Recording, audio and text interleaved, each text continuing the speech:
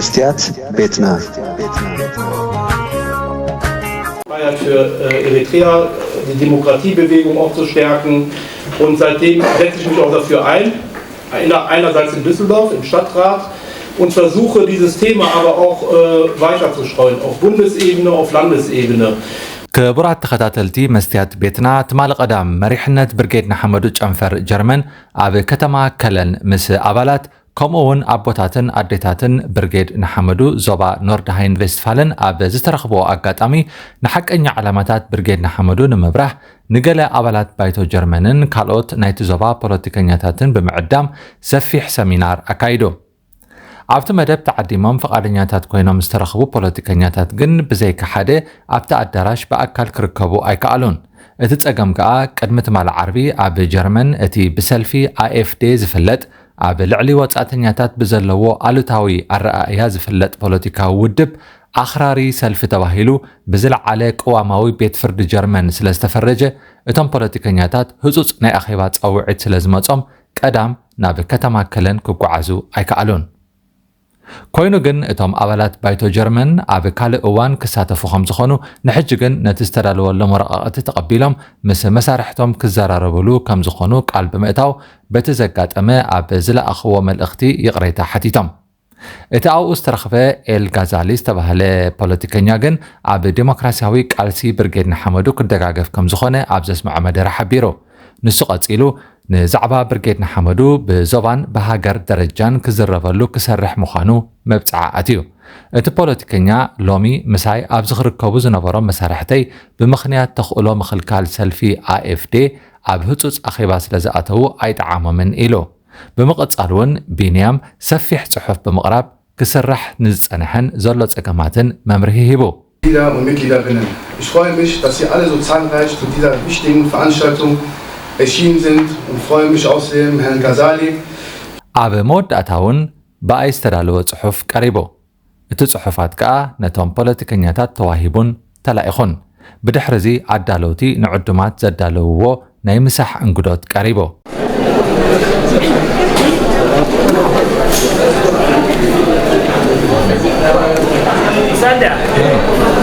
ቀፂሎም እውን መራሕቲ ብርጌድ ንሓመዱ ምስ ህዝቢ ይህን ሚሂን ተባሂሎም ክቡራት ተኸታተልትና እቲ ብቋንቋ ጀርመን ዝቐረበ ጽሑፋትን መደረታትን ነዚ ዝስዕብ ይመስል Ja, sehr geehrte Damen und Herren, sehr geehrte Freunde, vielen Dank für die Einladung erstmal zur Konferenz von David Freski, danke sehr. Und auch Binjam Tesfaldet, mit denen ich sehr viel in Kontakt bin. Zu meiner Person, mein Name ist Hakim El-Ghazali, ich bin Mitglied im Düsseldorfer Stadtrat, sitze für die SPD im Düsseldorfer Stadtrat und hatte das Thema Eritrea kenne ich schon seit längerem, seit 40 Jahren ungefähr, seitdem ich geboren bin, weil ich mit einer Familie aufgewachsen bin in der Nachbarschaft, vielleicht kennt ihr Tedros Siege ganz gut, das waren unsere Nachbarn früher gewesen und daher ist das Thema sehr wichtig für uns gewesen. Freiheit für Eritrea, die Demokratiebewegung auch zu stärken und seitdem setze ich mich auch dafür ein, einerseits in Düsseldorf im Stadtrat und versuche dieses Thema aber auch weiter zu streuen, auf Bundesebene, auf Landesebene. Heute sollten eigentlich ein paar Abgeordnete kommen, die können leider nicht, weil sie kurzfristig eine Teilnahme aufgrund des AfD-Verbotsantrages hatten und dementsprechend konnten sie leider nicht. Die haben sich dafür entschuldigt, wir werden aber auf jeden Fall demnächst im Landtag einen Termin kriegen und dort auch mit denen dazu sprechen. Das ist ganz wichtig, dass wir das auf jeden Fall stärken, dieses Thema Demokratiebewegung in Eritrea auch und auch, dass alle hier in Frieden leben können. Ich weiß ganz genau, ganz von vielen Leuten, die hier geflüchtet sind aus Eritrea, ich habe 9 Jahre lang selber in der Flüchtlingsberatung gearbeitet, dass sie Angst haben, was gerade hier läuft, auch von Menschen, die sie bedrohen auch und auch regierungsnahe Menschen, die sie bedrohen und dementsprechend muss man da Schutz geben, Schutz gewähren und die Menschen schützen, das ist das Wichtigste und da möchte ich mich gerne dafür einsetzen und auch dafür stark machen und das auch so ein bisschen in die politische Landschaft auf Bund, Land, in Deutschland und auch in Nordrhein-Westfalen besonders hier auf diesen Ebenen zu tragen. Leider gab es auch die Berichterstattung dazu, die sehr negativ gewesen ist und da muss man halt so ein bisschen dagegen arbeiten und auch aufklären, was gerade in Eritrea los ist, wie die Situation ist und ja, das kurz dazu und ich wünsche Ihnen alle eine gute Konferenz und ja, bleiben Sie stark, machen Sie weiter, werden Sie aktiv. Ich werde auf jeden Fall da unterstützend sein. Vielen Dank. Dankeschön, Mitglieder und Mitgliederinnen. Ich freue mich, dass Sie alle so zahlreich zu dieser wichtigen Veranstaltung erschienen sind und freue mich außerdem, Herrn Ghazali hier begrüßen zu dürfen. Ich weiß Ihre Teilnahme sehr zu schätzen, da sie zeigt, dass Sie sich für unser Anliegen, also die Stärkung der Demokratie und der Souveränität der Bundesrepublik innerhalb seiner Grenzen, aber auch darüber hinaus einsetzen. Weiterhin bedanke ich mich bei den Mitgliedern von der Hessen-Camp für ihre Teilnahme, die mit ihrem Auftreten bestrebt ist, Räume für Inklusion zu schaffen und damit ein wichtiges Zeichen gegen Intoleranz und Rechtsextremismus zu setzen, aber durch ihre kritische Berichterstattung auch gegen den zunehmenden Einfluss autoritärer Regime wie dem aus Eritrea gegenüber demokratischen Institutionen hier in Deutschland sensibilisiert und für mich damit ein wichtiger Beitrag zur Stärkung der Zivilcourage leistet. Als jemand mit eritreischen Wurzeln spürte ich schon immer eine Verbundenheit mit der Geschichte des Herkunftslandes meiner Eltern und besuchte Eritrea deshalb 2009, um mir selber vor Ort ein Bild über die Lage des Landes zu machen. Der erste Kontrast, den ich im Vergleich zu Deutschland bemerkte, ist die Armut im Land. Viele Menschen leben in bescheidenen Verhältnissen. Ein Großteil von ihnen sind in der Landwirtschaft oder im Militär tätig. Dieser Umstand ließ mich nachdenklich werden, denn der Bevölkerung in Eritrea schien es nicht sonderlich gut zu gehen. Weder wirtschaftlich noch in Bezug auf ihre Meinungsfreiheit. Hier kommen wir zum zweiten großen Problem gegenüber der Bundesrepublik, einem, der traurigerweise auch heute noch in Eritrea vorherrscht. Ich bemerkte, dass man seine Meinung, insbesondere Kritik an der Regierung, nicht öffentlich aussprechen bzw. nicht aussprechen sollte. Redete man über die Politik, wurde man misstrauisch angeschaut und wechselte lieber das Thema. Denn Regierungsmitglieder und Sympathisanten des Regimes konnten von dieser Unterhaltung mitbekommen und dann verschwand man möglicherweise, ohne zu wissen, wohin und wie lange. Diese Erfahrungen vor Ort haben mich grundlegend geprägt und mir damals vor Augen geführt, dass die eritreische Bevölkerung brutal von Präsident Isaias Afwerki und seiner Partei, der PFDJ, unterdrückt wird und das schon seit Jahrzehnten. Daher fliehen Tausende von Frauen, Männern und Kindern monatlich vor den katastrophalen Zuständen aus Eritrea. Folter, Misshandlungen, willkürliche Inhaftierungen, Militärdienst, der bis zum 65. Lebensjahr dauern kann, sind Verbrechen, die leider an der Tagesordnung stehen. So bekannt wie dramatisch dürfte der deutschen Öffentlichkeit heutzutage die Situation sein, dass das Regime in Eritrea die Zivilbevölkerung in eine Art Sklaverei zwingt. Dieses Verbrechen gegen die Menschlichkeit und die fehlende Einsicht und Verantwortungslosigkeit des PFDJ-Regimes unter Präsident Isaias Afwerki haben mich spätestens seit meinem Besuch des Landes zu einem erklärten Gegner dieses menschenverachtendes Regime gemacht und mir praktisch keine andere Wahl gelassen, als mich aktiv gegen eine Propaganda seitens der eritreischen Regierung zu engagieren. Der natürlich nächste Schritt in meinem Aktivismus war folglich der Beitritt einer oppositionellen Gruppierung, die das eritreische Regime kritisiert und für Aufklärung der Bevölkerung sorgt, die Licht ins Dunkeln der Verbrechen bringt, die sich jeden Tag in Eritrea abspielen.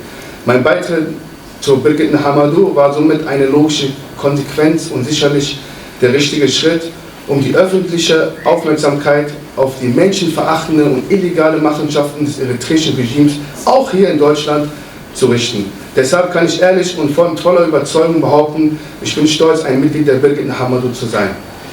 Die Birgit Nahamadour wurde im August 2022 gegründet. Es gab vor 2022 auch ähnliche Gruppierungen wie die Birgit Nahamadour, die sich gegen das eritreische Regime gestellt hatten, aber wurden leider immer wieder durch die Macht des eritreischen Regimes im und im Ausland zerschlagen.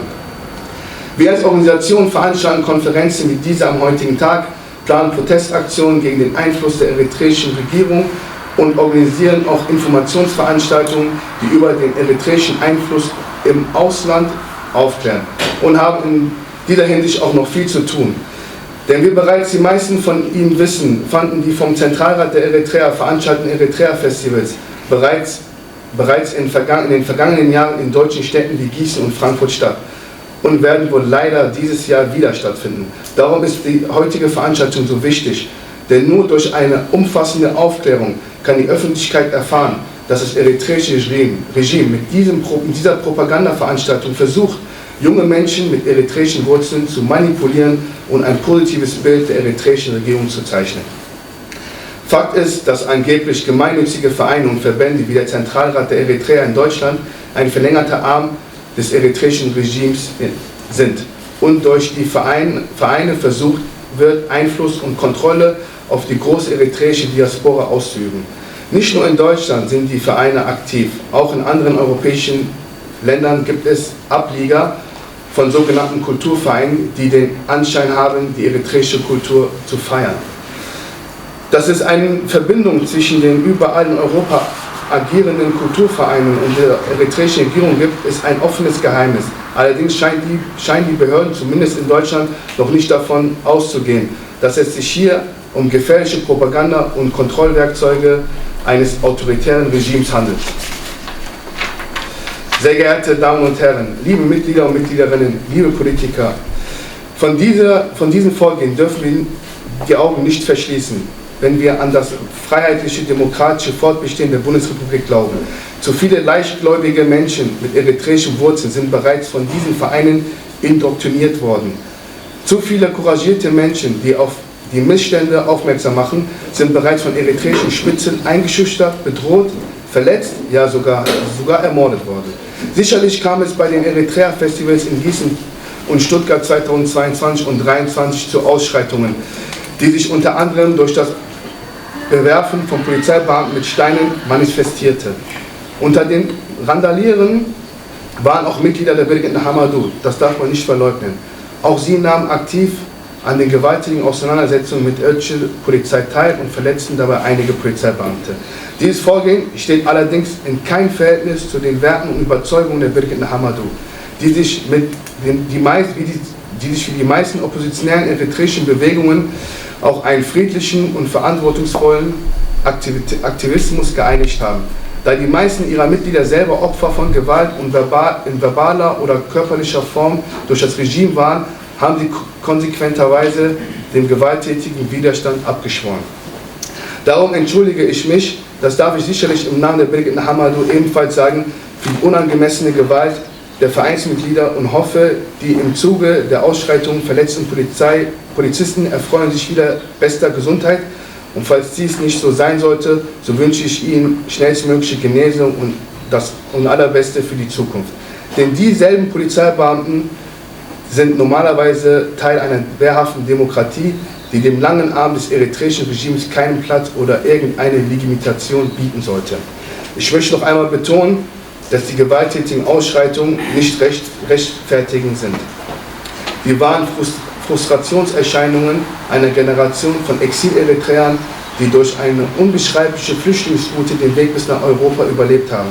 Viele von denen schaffen es leider nicht und werden oftmals auf der ägyptischen Sinai-Halbinsel oder in Libyen Opfer krimineller Organisationen, zu deren Geschäftssklaverei, Löseerpressung und Organhandel gehören. Hier in Deutschland angekommen, müssen sich die Bürger bzw. Flüchtlinge leider immer noch mit der eritreischen Regierung auseinandersetzen und haben immer noch keine Ruhe bzw. Freiheit von der Diktatur Afwerkis. Von Eritrea nach Deutschland sind es genau 4.776 Kilometer und doch reicht der Arm des eritreischen Regimes bis hier nach Deutschland. Eben dieser Legitimation des Regimes wurde durch die Razzien am 26.03.2025 weiter untermauert. Weitere unschuldige Aktivisten oder einfache Mitglieder wurden untersucht und zeitweise verhaftet. Selbstverständlich versucht der Zentralrat der Eritreer diese Geschehnisse nun vorteilhaft für sich und den eritreischen Regime darzustellen und behaupten, dass sich die Razzien gegenüber die Terrorgruppe befürworten. Genau gegen solche Darstellungen muss eine wehrhafte Demokratie allerdings versuchen vorzugehen. Die kritische Öffentlichkeit, muss von demokratischen Institutionen wie der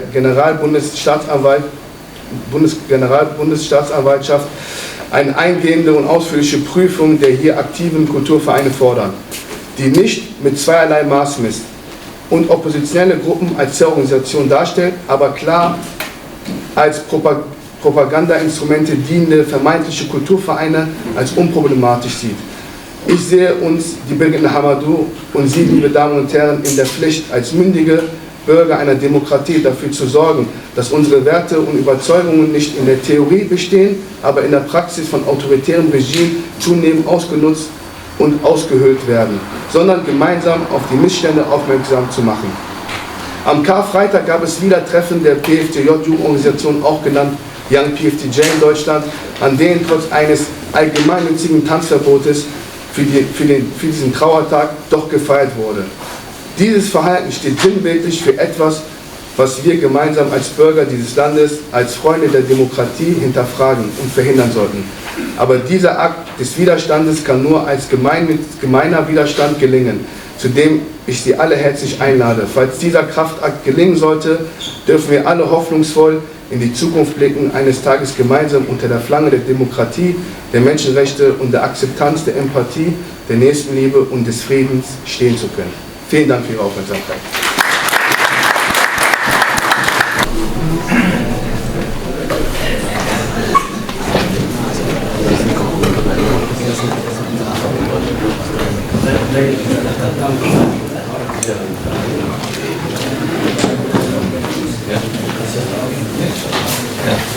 Ja, danke schön. Und ich bedanke auch mich, Herr Ghazali, dass Sie heute mit uns sind.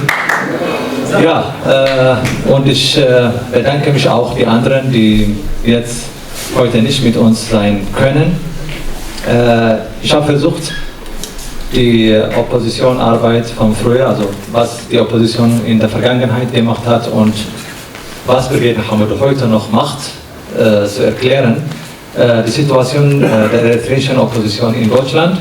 Seit Jahrzehnten engagiert sich die eritreische Opposition in Deutschland friedlich gegen das brutale diktatorische Regime in Eritrea.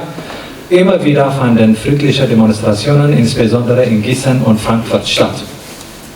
Aber warum kam es 2022 in Gießen zu Gewalt? In Deutschland leben etwa 90.000 Menschen mit eritreischen Wurzeln. Viele von ihnen sind verpflichtet, 2% ihres Einkommens, manchmal sogar Teil von sozialen Leistungen an das Regime in Eritrea abzuführen. Junge Männer, die erst kürzlich aus Eritrea geflüchtet sind, wurden dort häufig zwangsweise zum Militärdienst eingezogen, misshandelt und für kleinste Vergehen inhaftiert. Auf der Flucht nach Europa müssen sie in Libyen und auf dem Mittelmeer unmenschliche Zustände erleiden. In Deutschland angekommen, hoffen sie auf Freiheit, doch auch hier reichen der lange Arm der eritreischen Diktatur bis zu ihnen. Die Ausländerbehörden verlangen oft eine Identitätsbestätigung durch die eritreische Botschaft, die wiederum eine Reueerklärung fordert. Ohne diese Erklärung erhalten Geflüchtete keine Ausweisdokumente. Geflüchtete fühlen sich dadurch weiterhin dem diktatorischen System ausgeliefert. So wird mehr als deutlich, dass die transnationalen Erpressungsinstrumente des eritreischen Regimes leider auch innerhalb Deutschlands Grenzen angewendet werden können. Das Regime nutzt verschiedene Strukturen, darunter Kirchen, Jugend- und Frauenorganisationen als Propagandainstrumente. Anhänger der eritreischen Regierung in Deutschland betrachten die neu angekommenen Flüchtlinge oft als Verräter und begegnen ihnen mit Misstrauen, Ausgrenzung und Feindseligkeit. Jahrelang wurden die illegalen Aktivitäten der vom eritreischen Regime unterstützten Organisationen in Deutschland weitergehend ignoriert. Veranstaltungen wie das sogenannte Kulturfestival, bei denen hohe Regierungsvertreter aus Eritrea angereist und Hasslieder gegen die Opposition verbreiten, führten zu wachsender Provokation. Im Jahr 2022 eskalierte die Situation. Viele Oppositionelle hatten ihre Geduld verloren. Die Bewegung Birgit Nahamadoux entstand aus dieser Verzweiflung und dem Wunsch, auf die Missstände aufmerksam zu machen. Aber ganz wichtig, die eritreische Opposition in Deutschland verurteilt die Gewaltausbrüche während der vergangenen Eritrea-Festivals in jeder Form. Deutsche Institutionen und die Polizei waren nie das Ziel der Proteste. Ziel war es, die Propagandaveranstaltung des Regimes zu stoppen. Als die Polizei das Festival schützte, kam es zu Zusammenstoßen, doch die Polizei war aber nicht der eigentliche Gegner. Ist wirklich Brigade Nahamedou eine Terrorgruppe? Am 26. März 2025 führte die Bundesanwaltschaft wegen Terrorverdachts Razzien gegen 17 eritreische Geflüchtete durch. Diese Maßnahmen erscheinen aus Sicht vieler Betroffener unverhältnismäßig. Beispielsweise wurde eine 66-jährige Rentnerin, die ihr Leben lang als Pflegekraft für Menschen mit Behinderungen gearbeitet hatte, am frühen Morgen festgenommen. Bei deren Durchsuchung ihrer Wohnung wurde sie zu Boden gestoßen und verletzt. Wir kennen die Frau Heinisch, die ist 66-Jährige. Ein völlig unbeteiligter Mitbewohner erlitt einen Schock und verlor das Bewusstsein. Außerdem wurde ein weiterer Mann während seiner Arbeit von der Polizei festgenommen. Durch diese öffentliche Festnahme verlor er das Vertrauen und den Respekt seiner Arbeitskollegen. Es wurde für ihn eine große Schande, vor seinen Kollegen wie ein Schwerkrimineller behandelt zu werden. In einem anderen Fall wurden die Kinder eines Betroffenen während einer Hausdurchsuchung schwer traumatisiert. Bis heute benötigen sie psychologische Therapie, die sie eine tiefe Angst vor Männern und insbesondere vor der Polizei entwickelt haben. Diese Beispiele verdeutlichen, wie sehr die Maßnahmen das Leben unschuldiger Menschen beeinträchtigt und zusätzliche seelische Verletzungen verursacht haben. Die eritreischen Flüchtlinge, die 2022 und 2023 protestierten, wollten ihre Verzweiflung und ihren Widerstand gegen das Regime ausdrücken. Sie sind jedoch keine Terroristen. Was macht heute Brigade Nahamedou? Die Bewegung setzt sich weiterhin für einen friedlichen Widerstand gegen das diktatorische Regime in Eritrea ein. In Deutschland organisiert sie Sportveranstaltungen, kulturelle Events und Informationsveranstaltungen. Außerdem versucht sie, die Wahrheit über die Lage in Eritrea bekannt zu machen und Öffentlichkeit sowie politische Entscheidungsträger auf die Missstände aufmerksam zu machen. Vielen Dank.